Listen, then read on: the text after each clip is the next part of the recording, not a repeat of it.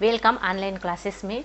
मैं श्रीमती मार्गरेट कुजूर, सहायक प्राध्यापक हिंदी, शासकीय महाविद्यालय धर्मजयगढ़, जिला रायगढ़ एवं छत्तीसगढ़ से BA, BSc, BCom, BCA तृतीय वर्ष आधार पाठ्यक्रम हिंदी भाषा इकाई 2 के अंतर्गत हम आज आर्थिक नियोजन पर विचार करेंगे।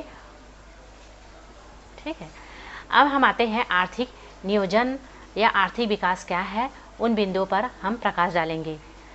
आर्थिक विकास बहुआयामी होता है।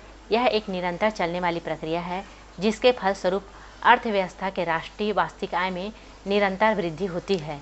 विकास के मुद्दों में पर्याप्त मात्रा में सभी व्यक्तियों को भोजन, शिक्षा, स्वास्थ्य सुविधाओं का विस्तार, आवास, स्वच्छता, पिछड़े वर्ग, गरीबी उन्मूलन आदि कुछ ऐसे मुद्दे हैं जिसे विशेष रूप से उठाना तथा यथेष्ट लक्ष्य को प्राप्त करने का प्रयास किया जाना ही आर्थिक विकास या आर्थिक नियोजन के अंतर्गत आता है।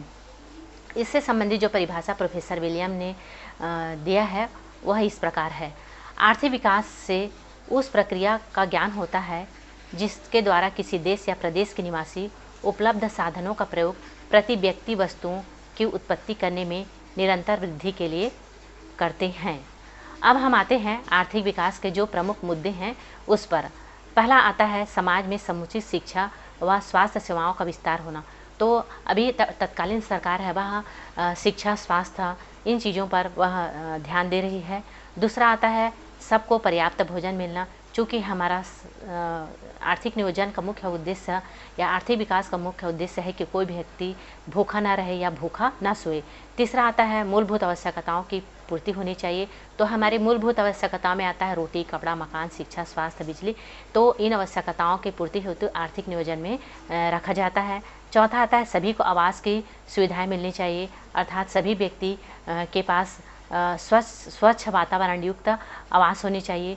पांचवा बिंदु में हम आते हैं पिछड़े वर्ग एवं गरीबों का गरीबी उन्मूलन होना चाहिए, क्योंकि हर एक पंचवर्षीय योजना में इन बिंदुओं को गरीबी उन्मूलन या गरीबी हटाओ वाले मुद्दे को रखा जाता है। छठवें पे आते हैं आर्थिक, सामाजिक, राजनीतिक एवं भौतिक पर्यावरण सुलभ होना। तो कहने का मतलब होता है कि मनुष्य के सर्वांगीण विकास के लिए सामाजिक, आर्थिक, राजनीतिक एवं भौतिक पर्यावरण का स्वस्थ होना बहुत आवश्यक है।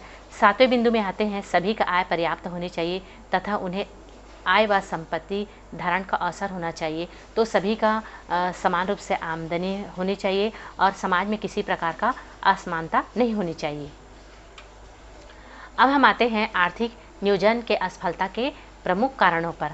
पहला आता है आरक्षण का मांग न्याय के अनुसार नहीं हुआ है तथा आरक्षण का लाभ केवल उन्हीं को मिला जिन्हें राजनीतिक संरक्षण प्राप्त था। तो आर्थिक नियोजन का असफलता में इन बिंदुओं को रखा गया है, क्योंकि आरक्षण का लाभ सभी वर्गों को पर्याप्त मात्रा में नहीं मिल पाता है।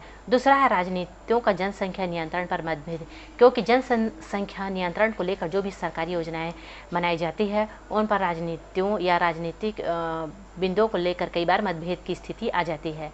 तीसरा बिंदु में आते हैं परियोजना कहाँ हो, इस पर मतभेद, अर्थात हम कोई भी विकास कार्य करते हैं तो उन विकास से संबंधित परियोजनाओं को किस जगह में, किस क्षेत्र में और कब लागू की जाए, इन बिंदुओं पर भी मतभेद उत्पन्न हो जाता है। अगला पॉइंट पे बिंदु पर हम आते हैं शहरों की अपेक्षा ग्रामीण क्षेत्रों का विकास कम हुआ है। तो हमें दिखाई देता है कि शहरों में शिक्षा, स्वास्थ्य, सड़क, परिवहन आदि सुविधाएं जितनी सुलभ रहती है उतनी ग्रामीण क्षेत्रों में नहीं दिखाई देता है। बाढ़ नियंत्रण व सूखा नियंत्रण संबंधी सही प्रबंधन का न होना।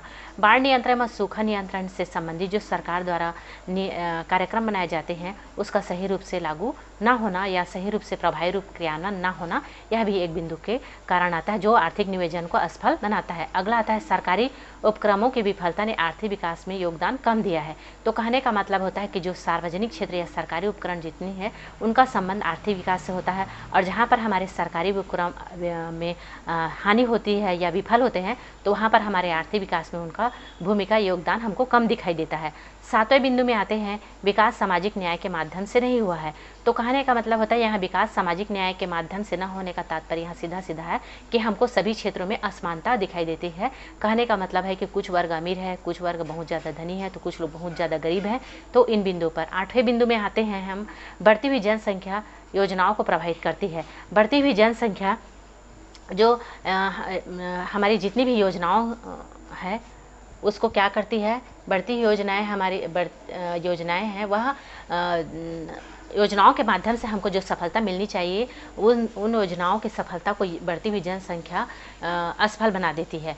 योजनाओं का सफल क्रियान्वयन न होना, तो योजनाओं का सफल क्रियान्वयन का न होने का मतलब होता है कि जो जो योजनाएं जिन जिन क्षेत्रों के लिए बनाई जाती है वह योजनाएं लोगों की जागरूकता न होने के कारण आम लोगों तक वह योजनाएं नहीं पहुंच पाती है, या लोग उस योजनाओं के बारे में नहीं जानते हैं। हम 10वें बिंदु में आते हैं, पूंजी का अभाव। पूंजी का अभाव भी हमारे आर्थिक नियोजन की असफलता का मुख्य कारण है।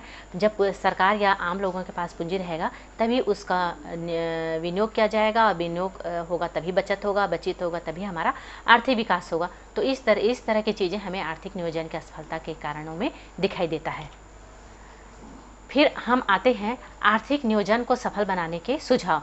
तो आर्थिक नियोजन को सफल बनाने के लिए हम निम्न सुझाव दे सकते हैं। पहला आता है व्यापक जन सहयोग। तो सरकार के द्वारा जो भी योजनाएं बनाई जाती है उन योजनाओं के लिए हर प्रत्येक नागरिक का सहयोग जरूरी है, क्योंकि बिना सहयोग के हम कोई भी योजना को सफल या नहीं बना सकते, या हमारा कोई भी योजना बिना जन सहयोग के सफल नहीं हो सकता। दूसरा आता है सार्वजनिक क्षेत्र और निजी क्षेत्र में समन्वय।